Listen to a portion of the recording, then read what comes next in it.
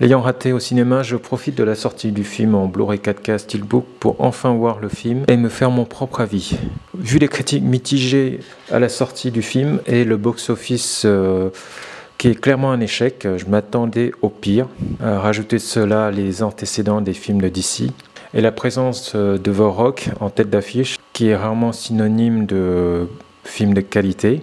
Mais j'ai eu tort, je dois dire, ce film est un film super fun, super cool, qui se prend pas la tête, qui a une intrigue qui va droit au but, méchant contre héros, et avec des scènes d'action qui ne révolutionneront pas le 7e art, mais qui sont très bien filmées, montées et lisibles, avec des références dans la mise en scène plus ou moins intentionnelles, comme lors du duel entre Black Adam et les membres de l'Intergang, où on peut entendre le thème du film de Sergio Leone, Le Bon, la Brute et le Truand.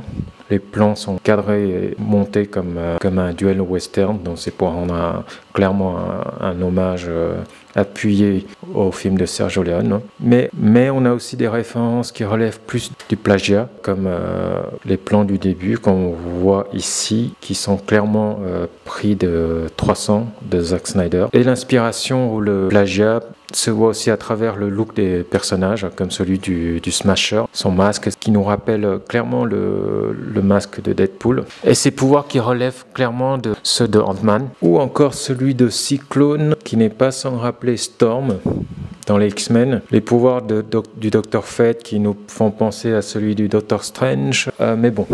On sait tous que entre DC et Marvel, à travers les comics, ils se sont toujours plus ou moins inspirés l'un de l'autre, on va dire. Donc ça passe. Donc au niveau de l'histoire, donc je disais, l'intrigue va droit au but, avec une narration claire. Et surtout, le plus important, c'est que le film ne contient pas de messages douteux et forcés, du prosélytisme comme le font les derniers Marvel.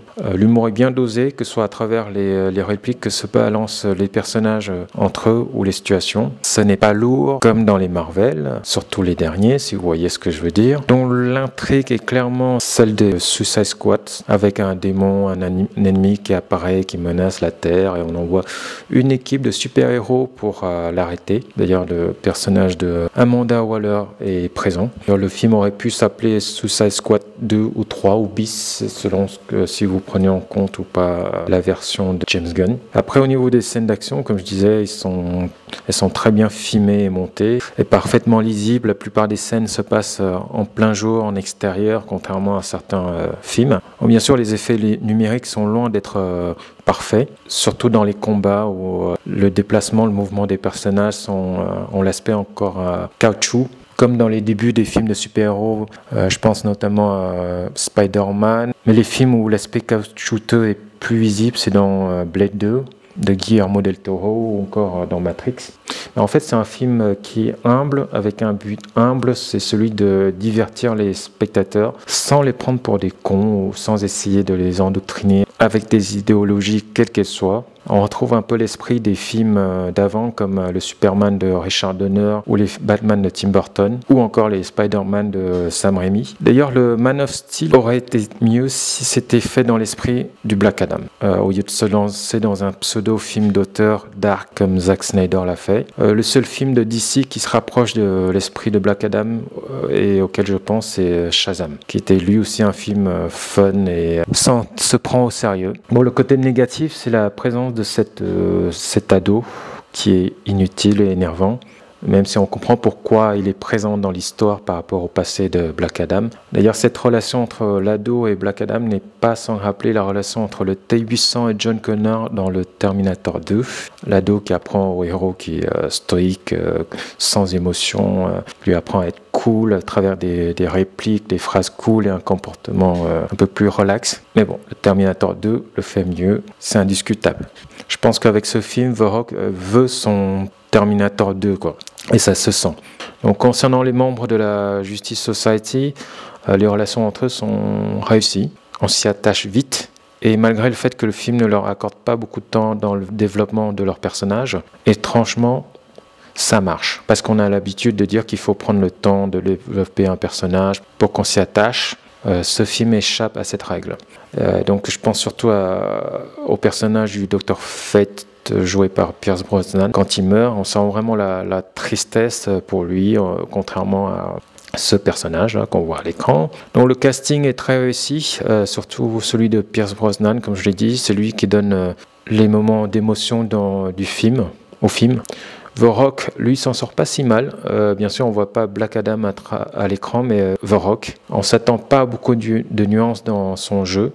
Et si on accepte ça, ça passe. Donc le méchant, lui, comme d'habitude chez DC, quand il est sous sa forme humaine, il est vraiment fat, quelconque. Et quand il se transforme en super méchant, on se retrouve avec un personnage numérique de jeu vidéo. Donc pour conclure, Black Adam est un film pour moi super fun qui ne se pète pas plus haut que son cul. Et il est sans aucun doute, mais alors sans aucun doute, meilleur que les derniers films de Marvel de la phase 4 surtout. Du coup, avec le ménage que James Gunn a fait avec la DC récemment, on ne pourra pas avoir la suite des aventures de Black Adam et c'est bien dommage. Pour le steelbook, c'est un steelbook tout ce qu'il y a de plus simple avec une finition spot gloss sur les titres au recto. Et ici, la tranche. Le verso avec du spot gloss sur l'emblème. D'ailleurs, c'est dommage que, voilà, à part le spot gloss, tout le reste soit un peu fat, les couleurs sont un peu mutées. Un effet glossy sur l'ensemble aurait fait ressortir plus le visuel, quoi. Donc ici l'intérieur.